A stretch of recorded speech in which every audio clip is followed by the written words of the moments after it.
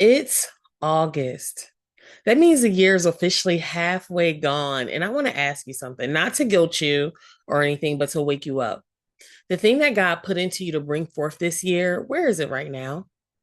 Today, I'm going to walk you through why it stalled, what's actually been keeping it stuck, and exactly what to do about it in the second half of the year. So hang out with me for a bit and we'll dive in. This is actually the first video in a series I'm calling Of Course You Can. All month, we're digging into why the thing you know you're supposed to build hasn't happened yet and what to actually do about it. So if you're new here, I'm Dr. Rachel Silver Otis, and I help people who know they're carrying something, an idea, a gift, or expertise that when it's actually built is something that is really going to change lives. So today's video is a halftime check, and it's not a guilt trick, it's a checkpoint. We're going to cover three things. First, how to honestly assess where you are without shame, without guilt. Second, the real reason most people stall out by August. And the third, exactly what a halftime adjustment looks like in practice. Okay, so let's get into it. The first point that I want to get into is halftime, right? Halftime really isn't about the calendar. I mean, yes, July was halfway through the year. We're in August. We're all about new beginnings, but it's not about the calendar. It's about your calling. Think about a football team. A football team doesn't quit at halftime because they're behind, right? They adjust the play. They don't come into the locker room and say, oh man, we're halfway through. The game's over. Season's over. We're done. No, they adjust the play. They don't come into the locker room and say, hey, well, that team's just better than mine. I didn't do this. We could have do this. They don't go into a pity party. They begin to adjust. They begin to change. They adjust the play so that the second half can be different than the first one. Okay. So I want to give you permission. I want you to be really, really honest about where you are with out here right now without shame and guilt or anything. We're not going to allow that to keep us stuck, but we're also not going to allow ourselves to delay anymore. Okay. So, in order to do that, we need to walk through three honest self assessment questions. Number one, do I know what I want to build? Now, some of you, you're still in the idea phase. You're not really sure what you want to build, but quite a few of you already know what you're supposed to build. You already have been talking to God about it. You already got notes, you got thoughts, you got all the things. So the first question in your real self-assessment is, do I know what I want to build? The second halftime check, the second checkpoint that you want to ask yourself is, do I know how to build it? Because some of you know how to build it. You just got a few things in the way. And some of you may need a little bit of help onto how do you get this thing packaged in a way that is really going to help transform lives in a way that people can understand it. So the second question is, do I know how to build it? Now, this third question is for the people that said yes to both of those questions. One, yes, I know what I want to build. Two, yes, I know how to build it. So the third true self-assessment question would be, why haven't I started? Or why did I stop? You see, when we're able to really assess those three questions and we're really able to name it, we really are going to realize that most people are actually farther along than they think they are. They just haven't given themselves the credit for thinking it through, praying it through, planning it through. That's already happened. There's times in my life where I thought I was behind, right? I thought, man, I have so much to do. But when I took the moment to say, let me name what it is that is keeping me from bringing this forth, let me see what it is that I'm hiding from, let me see what is really going on. And when I actually started moving, just like that, it was done because I was farther along than the objections and the distractions were. Okay. So before we go further, I want you to take a moment and I want you to drop in a comment what stage you're in. Are you in the idea stage where you may not really know what you are called to build yet? You have a lot of ideas, but you're really not sure what you're building yet, but you're in the idea stage. Put idea stage in the comments if that's you, okay? Number two, I want you to put building stage. If you're in a building stage, you already know what it is that you are called to build. And you may have even started chipping away at it, doing research, putting it in notes. The notes could be all over the place. Okay. They might be in your mind. They might be in your phone. They might be on your laptop. They might be in notebooks, but you've kind of started to chip away at the building. It's not just an idea anymore. You really see the vision fully. You may not have been able to fully build it out, but you're kind of chipping away at that build. So if you are in a build stage, go ahead and put build in the comments for me. So you might be in an idea stage, you'll put idea. You might be in a build stage, you're going to go ahead and put build stage. And then there's another group. Okay. This group, y'all. Some of y'all in this group, I've been in this group before. So I know some of y'all are in this third group. If you are in the stuck stage right now, go ahead and put stuck stage in the chat. Just be honest. Name where you are. I want to see where everyone really truly is at, because before we can move forward into understanding why we're stalled, we have to first take that self-assessment to see where we are now. Okay. So that does bring us to the real reason why you're stalled. Okay. Distraction is a strategy of the enemy. It's not an accident. It's a strategy. Okay. Something is always competing for your attention.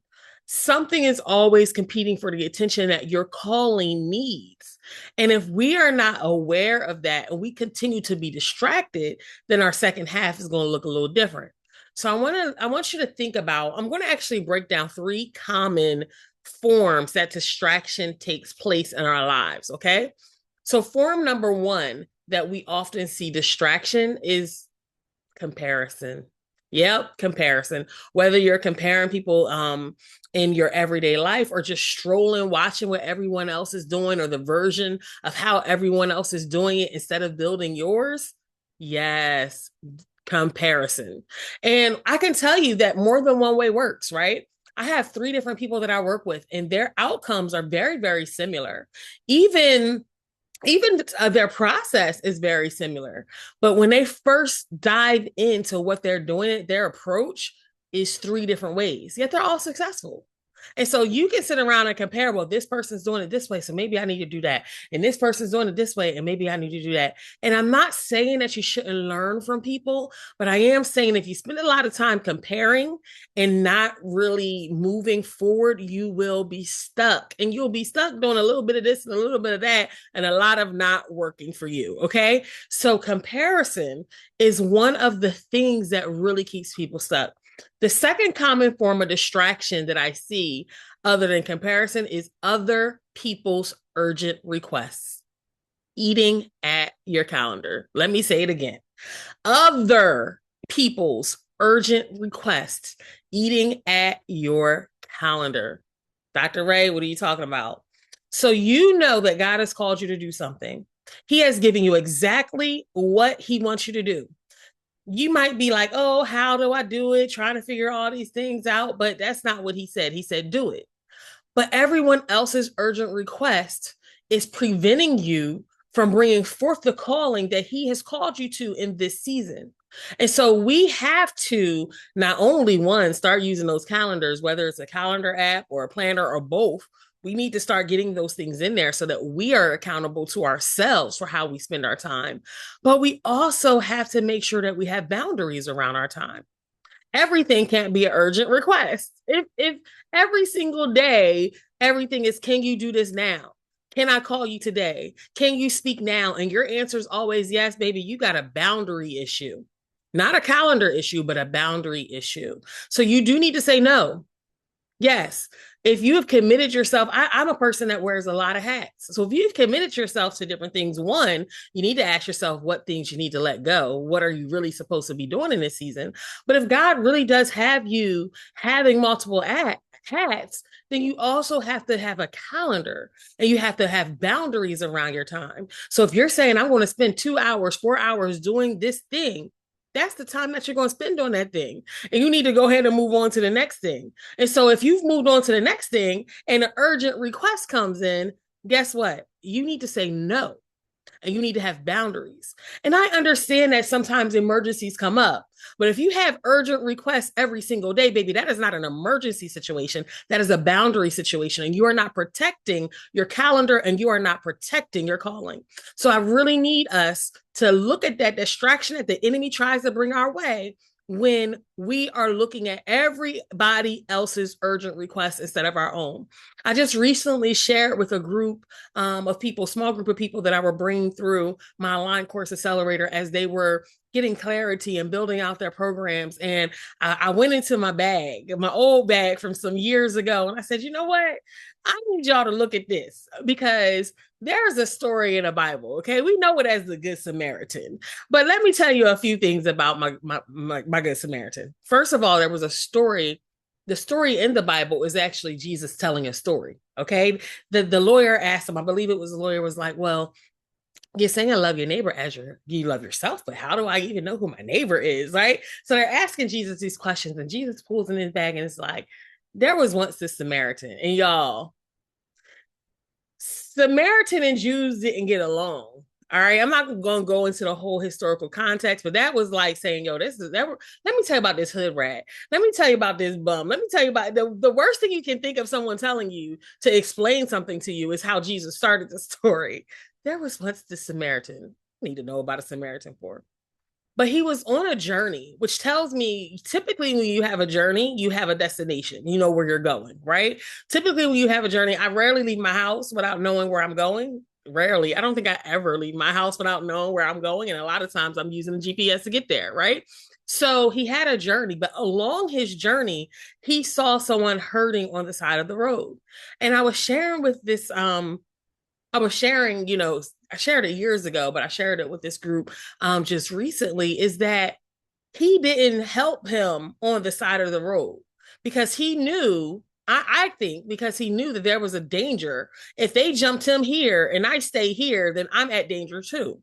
And a lot of times we get distracted away from our calling because we decide that as we're on a destination and as we're journeying towards where God has told us, we decide that we're going to stop, do a pit stop right here and stay here and subject ourselves to danger.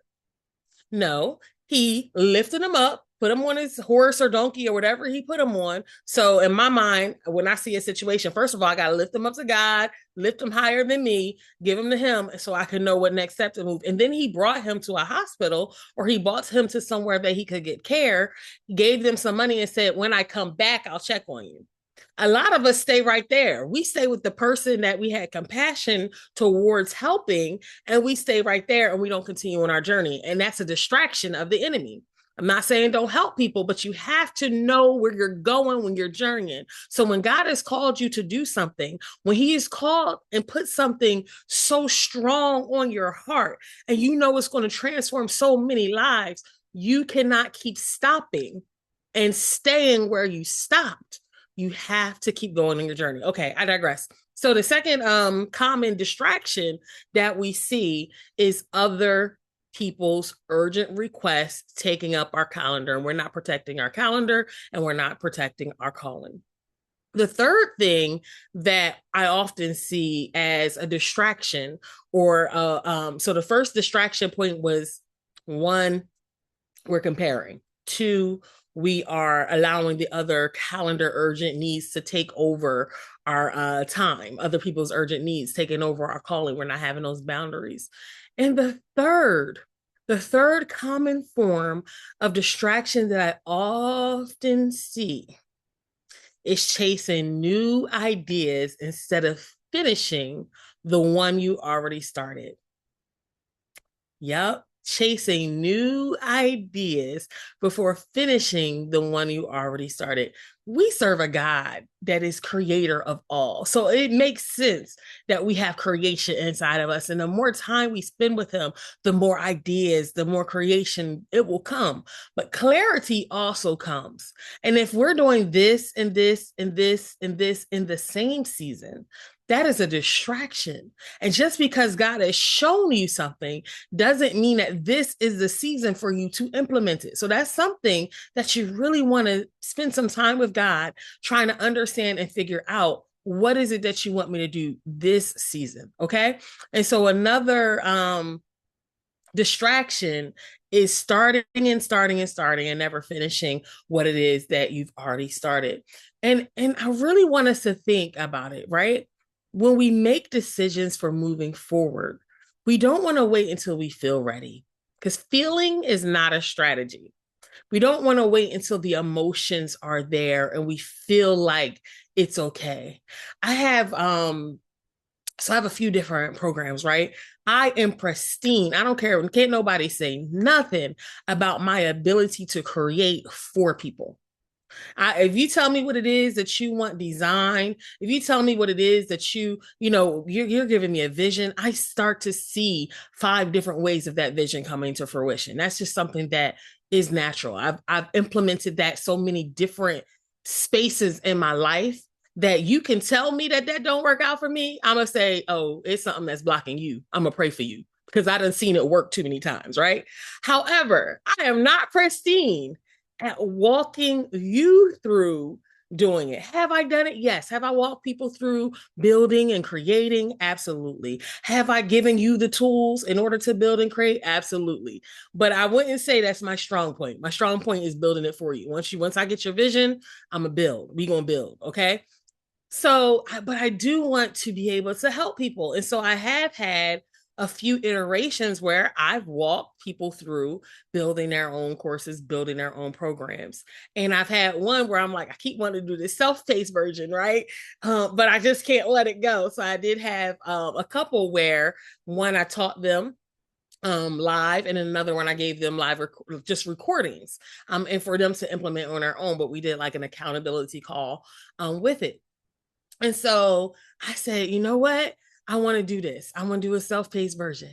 And then the quarter went, and I said, oh, the quarter's gone. The quarter that I said I was going to do it, and I didn't do it. And I literally had the method. I had every single step for 90 days, but didn't implement it. And I said, ooh, but it's the next quarter, and I'm not ready. And then you know what I did? When you're not ready and you know you're supposed to do something, do it anyway.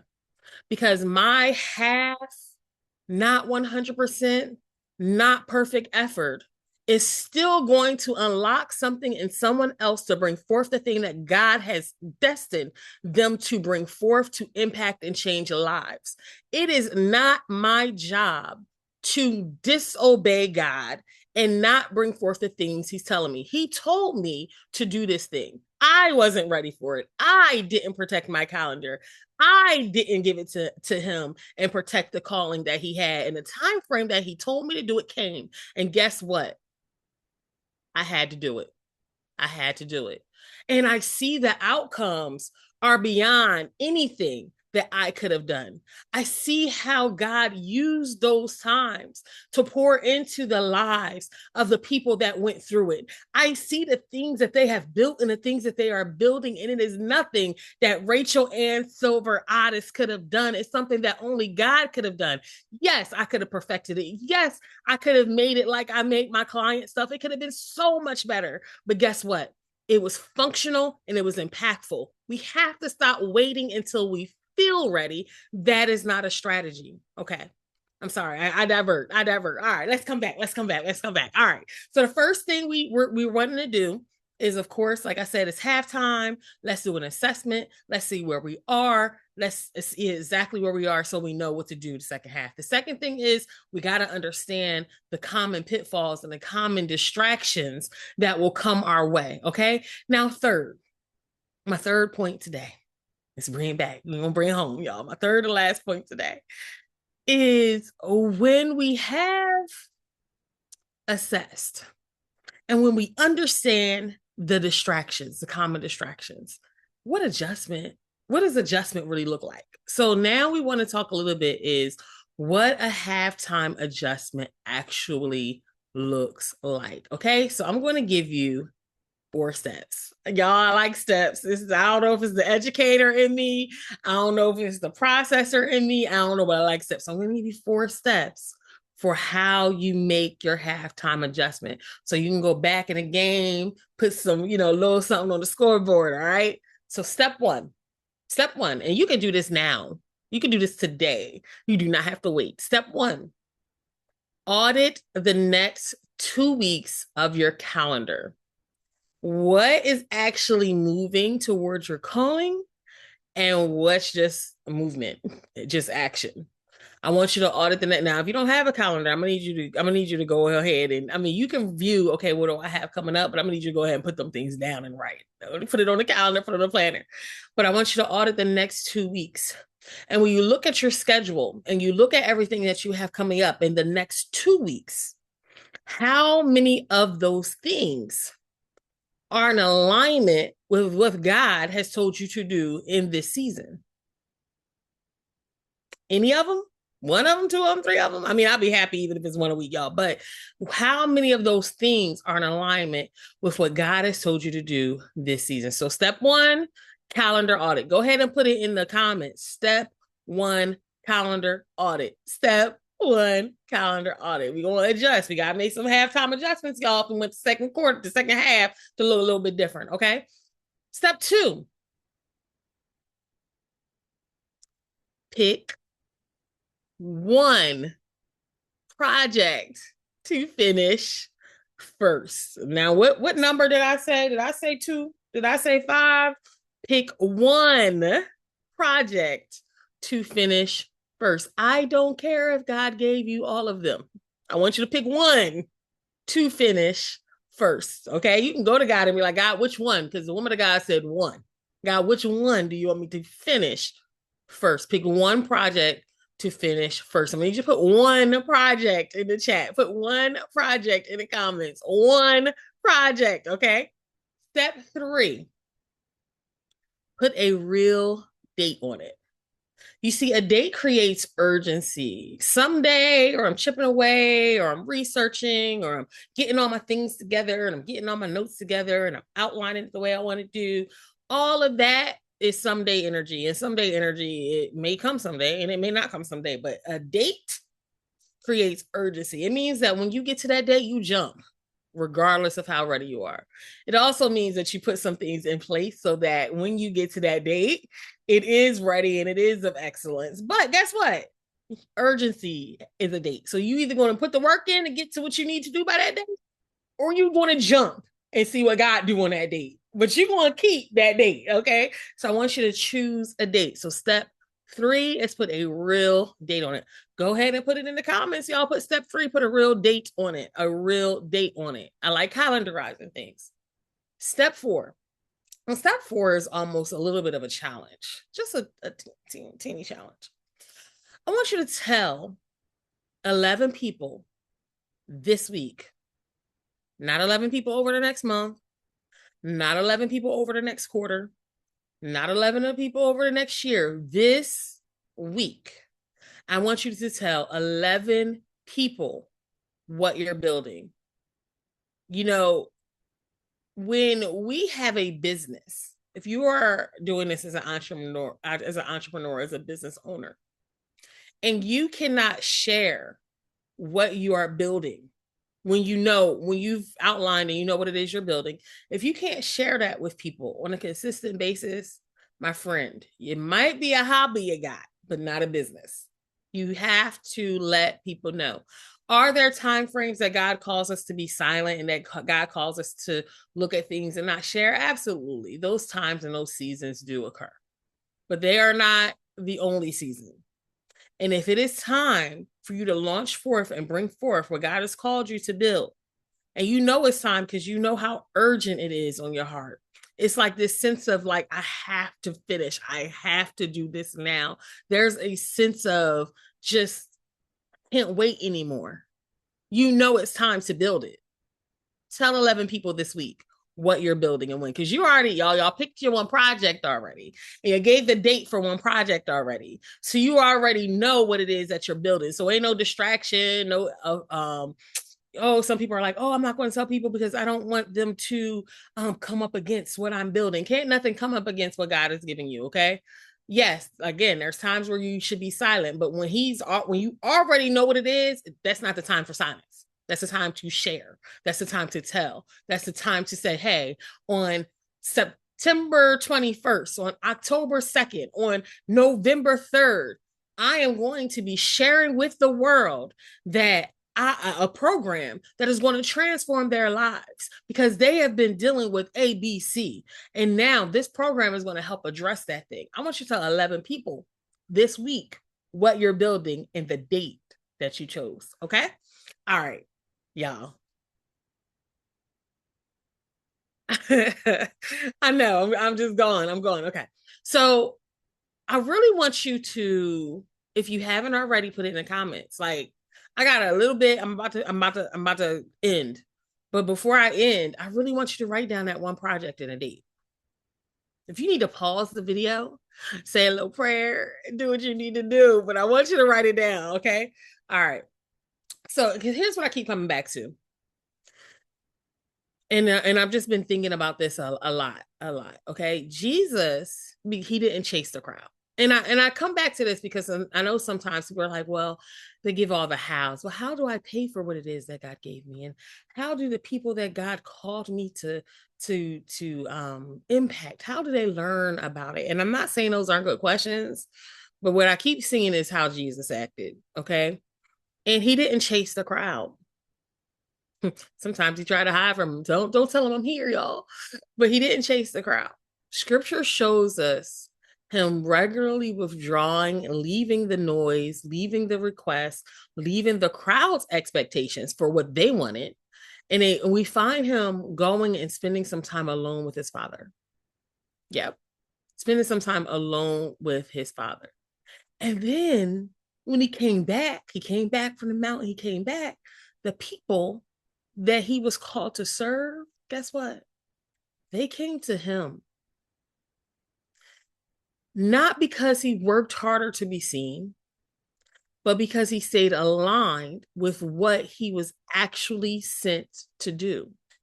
And he got that alignment through spending time with his father. I think about that a lot when it comes to halftime. Think about that a lot because it's not more hustle that you need in the second half of the year. It's more alignment. If you've been spending more energy chasing visibility than seeking God, you've been spending more energy seeking the how than seeking God. You've been chasing the obstacles more than seeking God, then it's time to take a moment, right? And actually seek God about what he called you to build. That is something worth sitting down.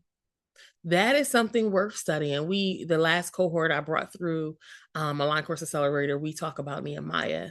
We went through some of the scriptures for Nehemiah and how he moved when he went to go rebuild the city.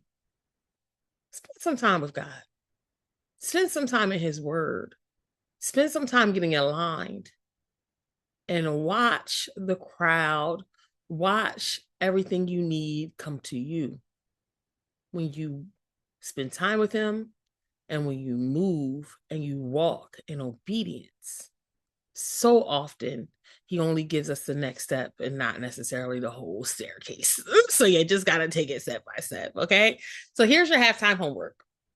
Get honest about who you are. Name what's really been distracting you and pick one project with a real date on it. And if you want help turning that into an actual mapped out plan instead of doing it alone, then you can schedule a strategy call with me. That's exactly what that's for. It's 60 minutes, it's $250. And if you do decide to hire me to build it out, that $250 goes towards whatever we're building. And if you don't, at least you have more clarity on how to move forward. Okay. So the link is below in the details or the comments or whatever, and you can get that link and you can schedule. And of course, you can do this. Let's finish this year strong. I'll see you in the next video.